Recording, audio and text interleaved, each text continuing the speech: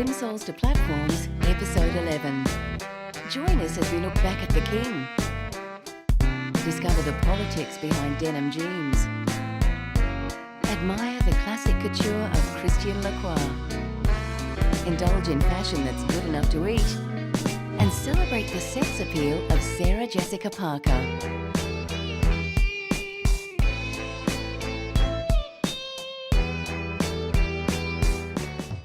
Of all the French designers of haute couture, few can marry art and fashion in the same way as Christian Lacroix. A wide range of cultures and historical looks influences his eclectic collections. In fact, young Lacroix originally wanted to be a museum curator and studied art history at the University of Montpellier and the Sorbonne. It wasn't until he started working on designs at Hermes in 1978 that he saw the potential of the fashion world. In 1987, Lacroix opened his own couture house, following it with ready-to-wear collections and a popular range of accessories that appealed to working women. His innovative but classic catwalk designs gained a big following. Mais après 20 ans, justement, je sais que j'aimerais toujours ce que j'aime, le noir, les silhouettes un peu bouillonnées, la dentelle. The ever-changing beauty of Lacroix designs is a feature of his label. Donc je pense que pour trouver le style de la maison, il faut le faire évoluer chaque année, mais que pour le spectateur et la cliente, que ces gens-là trouvent toujours le même plaisir, et moi aussi. Lacroix was most famous for his puffball skirt, le pouf, and gypsy blouse, clothing that became 80s classics. The designer adored the opulence and extravagance of the decade and revelled in jewel-studded fabrics and brocades that echoed earlier periods of fashion excess. To celebrate the 20th anniversary of his fashion house, the Museum of Decorative Arts in Paris invited Lacroix to present his first monographic exhibition. The event inspired him to greater heights. Today is a summer collection inspired by everything I saw at the Museum de la Mode when I prepared during 2 years. I was totally involved in the archive of the museum with the 18th and the 19th centuries pieces, and I was very impressed by some sleeves, some details. At the end, when the collection was finished, it sounded very, very, not 80s, but very faithful to my roots, very faithful to my Patou period with all these proof and big sleeves and big polka dots, and it's like a resume of my style in a way. Unfortunately, Lacroix was brought back to earth in 2009 when the global financial crisis reduced people's appetite for conspicuous consumption.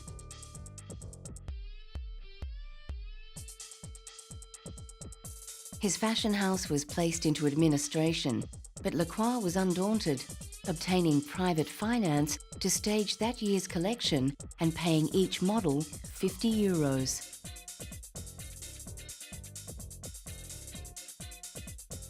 The sheer joie de vivre of his designs overcame the financial clouds overshadowing world commerce. Yet again, Lacroix showed that fashion was not simply about making money, but presenting works of art that had the advantage of being wearable. Lacroix's color, flowers, it's the same, I mean, you see the same theme over and over again. It's lace, flowers, jewels on clothing. Lacroix's wide knowledge of art history is an obvious influence. Au-delà de la couleur, qui est vraiment un signe très fort chez Christian Lacroix, c'est sans doute celui qui a fait des citations du passé un principe de création actuel. Through everything, his wife Françoise has supported Lacroix. Although Lacroix was with a male partner when he met her in the early 70s, the attraction was instant, and he jokes she was responsible for his coming in. For him, Francois represented the epitome of Parisienne chic. A Vidal Sassoon haircut, t-shirt and pearls, a big peasant skirt, white tights, rubber shoes, and a vintage fur coat. With his wife and friends supporting him, Lacroix says he knows his fashion line will continue. I can't think it's at the end. It's a beginning of something, I think, because I can't imagine that in Paris a couture house might close, and we felt such a support, so generous, and without this support and help, nothing would be possible today. Lacroix shows that beauty will always survive. When trousers made from denim fabric found popularity on the American goldfields for their hard-wearing properties, no one could have predicted the impact that the humble jeans would have on world fashion. Denim trousers were first worn by Frenchmen in Genoa, where the word jeans originated, and Indian sailors. They gained fame on the Californian goldfields in the 1850s when merchant Levi Strauss sold jeans to miners called Levi's. Strauss joined up with tailor Jacob Davis to develop denim trousers with copper rivets securing the weakest seams, making the pants extremely durable. Jeans remained a popular workwear item and were worn by men and women in factories during the Second World War. It was in the 1950s that they became a fashion staple for teenagers, both girls and boys. Jeans came to represent rebellion, freedom, and youth culture. The impact was felt worldwide. In Eastern Europe, jeans were seen to represent consumerist America, so the communist bloc developed its own brand, Hungary's Trapper jeans.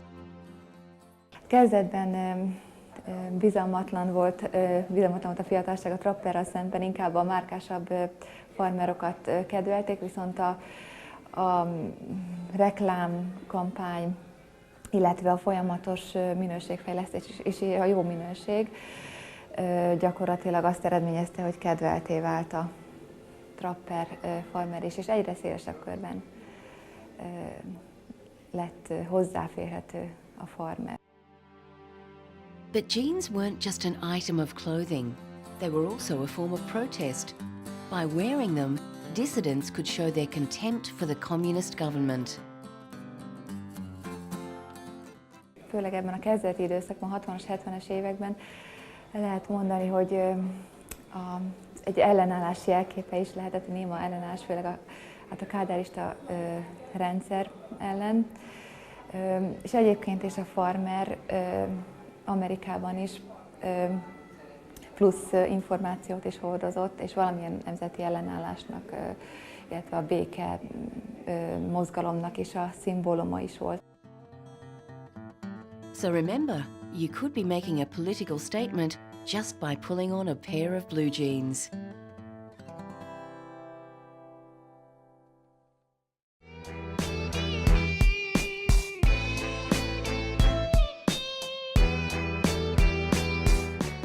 Can food inspire fashion? The designers behind a New York festival devoted to chocolate fashion certainly think so. Held every year, the 4-day festival features outfits made of or with chocolate by designers such as Austin Scarlett, Victor de Souza, Martin Howard, Keenan Dufty, and Holly Kristen. This year, the mouth-watering confections included a cheeky keyhole dress with dangling baubles and an extravagant chocolate cape balanced precariously on a model mounted on a horse.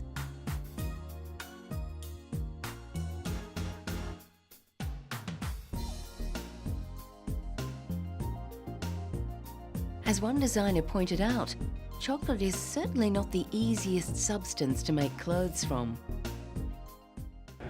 It's a merciless element. It shows no mercy, it has no mercy. You have to have your timing, you have to have the temperature, you have to have the humidity right, everything has to be right. You have one shot at it. one shot. But despite the constraints, the designers certainly came up with some awe-inspiring concepts. I thought, oh crap, it's gonna melt. I just think it's great because superheroes are dramatic anyways. Like, even if there was no chocolate or no extra pizzazz, it's like they're gonna be great costumes regardless, so it's just a fun concept. How about a chocolate Xena? I copied the costume exactly out of chocolate leather. Chocolate leather is a combination of chocolate and corn syrup. The ratio is 1:32. Yes, I did. Yeah. And then when we finished making it, we then cut it out just like a dress because it's like leather. You can touch it, feel it, it's all like leather. And it tastes like Tootsie Roll if you were to eat it.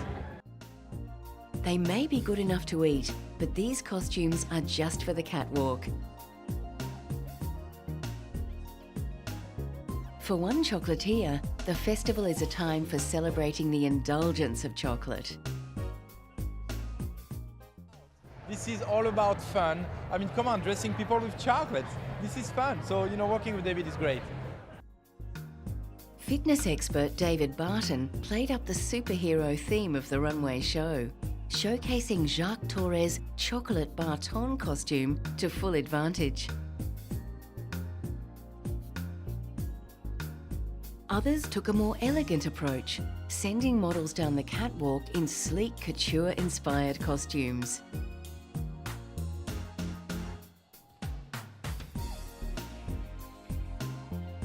Prominent New York City chefs and pastry chefs catered the fashion event, and the proceeds of the evening benefited the Designs Industries Foundation fighting AIDS.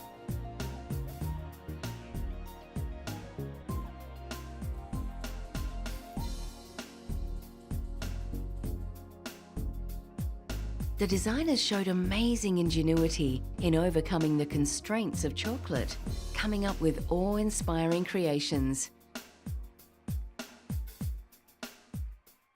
And when we saw the checker, that kind of inspired us by dark chocolate and white chocolate. And the challenge was figuring out how to get the chocolate to mold and look just like the dress. And so that's why we had to marry a little bit of Velcro and acrylic and then some magic.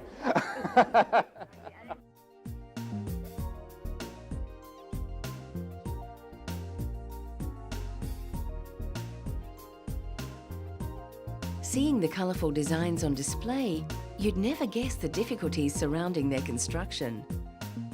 Chocolate melts at body temperature. So it's really hard to work with chocolate because sometimes it'll melt, sometimes it won't, and then other times it'll crack. So chocolate is a difficult medium to work with. Fashion good enough to eat. While some models have been accused of looking like robots as they walk down the catwalk, this one has an excuse. 今回のロボットはですね、日本人の女性の、若い女性の標準的な体型をほぼ再現できて、しかも二足歩行が可能な人間型ロボットということで、世界で初めてのものだと我々考えております。This is HPR4C. 今回僕も初めて実際のファッションモデルさんを拝見して、とても我々のロボットではですね、その優雅な動きはまだまだできないと。あと20年、30年は研究を続けないと無理だと思います。はい。She's a robot who visited Tokyo Fashion Week recently to give what could be a glimpse of the future.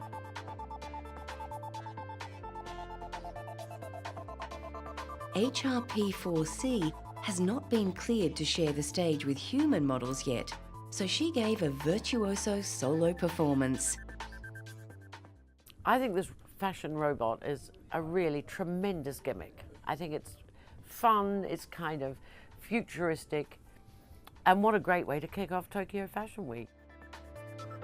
The robot has been trimmed down from her previous 58-kilogram weight and now weighs 43 kilos and stands 158 centimeters tall. She wore her own costume, a space-age metallic suit. まだ出発点に過ぎないと思ってます。本当はそうですね、もっとMC だけじゃなくて人間のファッションモデルは超えられませんけども、その人間のファッションモデルに混じって出られるぐらいの技術を蓄えていきたいとは思ってます。まだ出発点です。Fashion editor Hilary Alexander can see her potential, but also a few problems. Well, it may be cheaper, you know, in terms of how much you have to pay it, but think of the oil and the maintenance and sending it in for MOTs. And what if it suddenly, one of its circuits blows when it's going down the runway and... Nevertheless, designers are lining up to have her model their clothes. Could a robot fashion label be just around the corner? One Australian designer was particularly keen. I thought coming to Japan and having a robot to open your show was just amazing. And I would love to try something on her, of course. Domo, HRP4C.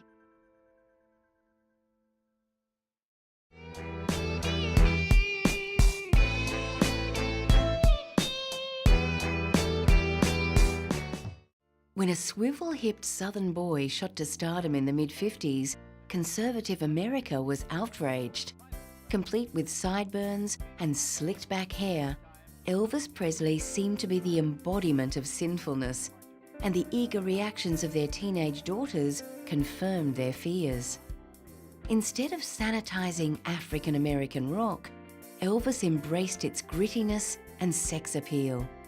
Soon, Hound Dog and Don't Be Cruel became teen anthems, and Elvis a household name. Unlike some rock stars of the 50s, Elvis wasn't traditionally handsome. Record producer Sam Phillips commented, "He didn't look that pretty then, or that good looking, but he stood on his own." It was Elvis's stage presence that had the girls screaming and fainting. His wardrobe was also unconventional. In contrast to soulful pin-ups like Pat Boone, who wore tailored suits and crisp shirts, Elvis favoured the more down-market look of casual jeans and shirts bought from black clothing stores and slicked-back greasy hair. As his fame grew, he chose glitzy, shiny suits, then again influenced by black fashion.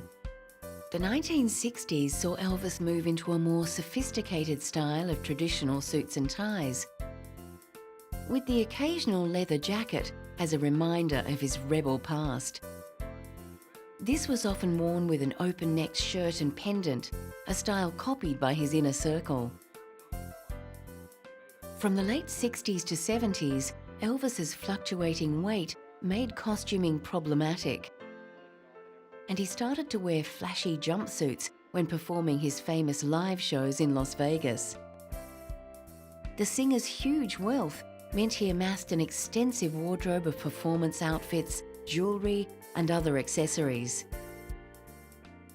When Elvis died unexpectedly in 1977, aged just 42, his personal effects were left to his parents and daughter. They chose to set up a trust and create a museum at his Graceland estate, where many of his most famous clothes are now displayed. It's become the second most visited private home in the United States, after the White House. Composer and conductor Leonard Bernstein, himself one of the world's most influential musicians, called Elvis the greatest cultural force in the 20th century. He introduced the beat to everything, and he changed everything. Music, language, clothes. It's a whole new social revolution. The 60s came from it. There's no doubt that Elvis Presley has a special place in history. There are only a few of them that just transcended stardom. They're bigger than movie stars. They're bigger than performers. They're bigger than the Beatles. I mean, they're just in a different category. They're icons of pop culture, and that's what Elvis Presley is.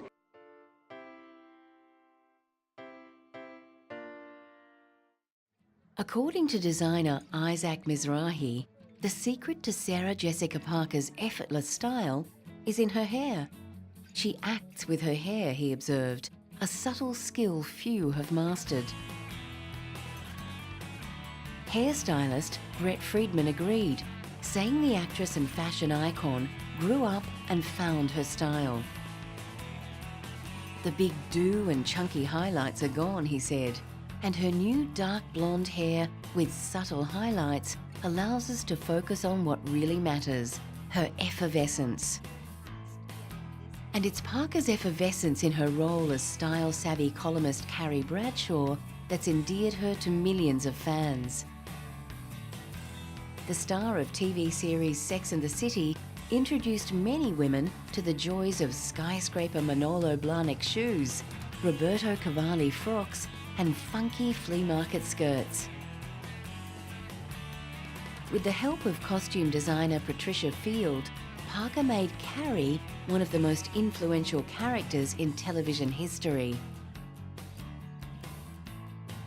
But Parker wasn't always a fashion icon. When she got her big break in 1984 in the classic film Footloose, she called the part the best friend of the pretty girl. With her angular features and buffy hair, Parker didn't seem to be leading lady material. However, she gradually refined her style and picked several good roles that highlighted her charm and energy. Then came the offer to star in a new HBO drama comedy based on writer Carrie Bradshaw's life as a single girl in New York City. At first, Parker was reluctant to commit to an ongoing series, but she agreed, and the result was beyond anyone's expectations. Sex and the City became an institution, and Parker was nominated for 5 Emmys, winning one in 2004. The beautiful wardrobe worn by Parker on the show was an important aspect of her character, and it saw the actress become one of the great fashion icons of the early 21st century. Parker's co-star Cynthia Nixon once said of the clothes worn by the 4 characters, "The clothes are like another character in the show. They help make it real." Since starring in the hit series, Parker has become much more fashion conscious, wearing custom-made couture by the likes of Versace and Philip Treacy to red carpet events. She has also launched her own fragrance range called Lovely in collaboration with cosmetics and fragrance house Coty. In 2007, Parker released her own low-cost fashion line, Bitten, although fans were disappointed when the retailer stocking the clothes went bankrupt the following year. Instead, Parker has signed on as a creative consultant with Holston Heritage, a label that focuses on classic Holston looks. No doubt Parker will have some creative ideas for new designs.